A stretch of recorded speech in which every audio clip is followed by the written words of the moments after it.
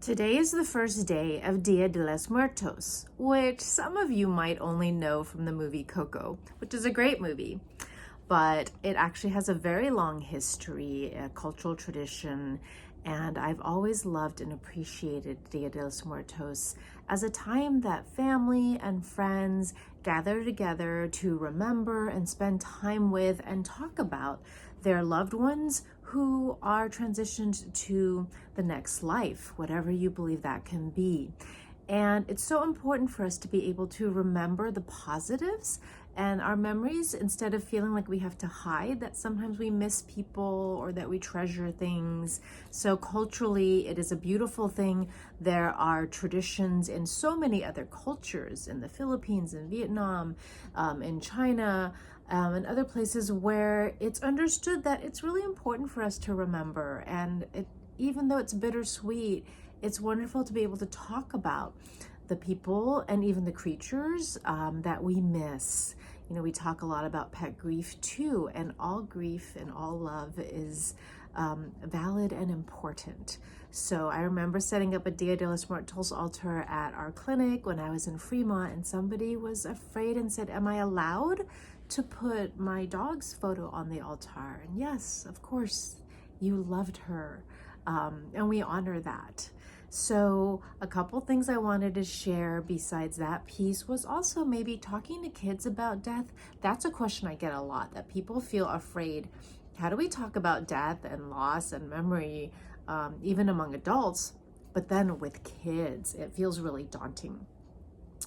There are lots of picture books these days that can be helpful. And you know what? Even as an adult, I really like picture books. The recent viral conversation of Andrew Garfield, the actor, with Elmo, where Andrew talked about missing his mother and how it's both sad but also sweet because he gets to remember all the joy that they shared and the love.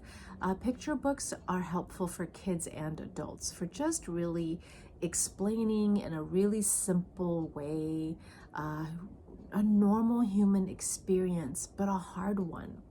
So two that I would like to recommend, because I love books. And I think, you know, if you're just still dealing with your own emotions and how do you talk to kids, there's one book here, Dream of Popo A, which I love because it is about a little girl who immigrates from Taiwan, just like I did, to the US, and how she tries to stay in touch with her grandma and tries to stay connected even after grandma gets very ill and transitions. So this is by Livia Blackburn. Really recommend it. It's a beautiful book. It has cultural traditions. Here's when they had New Year's, and you know, and she leaves, and this is totally my family, right? As she leaves again, and Popo packs her dumplings to take on her trip.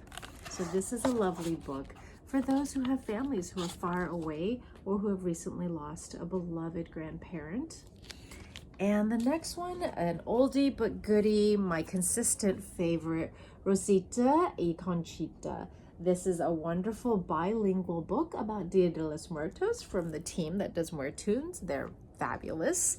And it's a storybook that rhymes, and it's in English and Spanish, and it really talks about the ways that two sisters who've been separated now in real life can still be remembered and still share love. It's a beautiful story about what do we do when we build an altar to remember our loved ones. So take a look at these for kids that you're talking to about culture and mourning and loss, and take some time to honor and be thankful for the people and the creatures that we've had in our lives. Even as we miss them, we can still talk to them and think about the ways that they maybe shared care with us that helps us to be the best that we can be, and that continues. In a strange way, our relationship does continue even after someone or some creature is gone. We know exactly what they would do, exactly what they'd say, and sometimes we can still think about that to advise us and accompany us through the rest of our days. I'm Dr. Helen Sue from Hella Mental Health. I hope you are kind and gentle to yourself as you grieve, and also have appreciation for what you have known in your relationship, even with those who have transitioned, people, humans, places, and animals.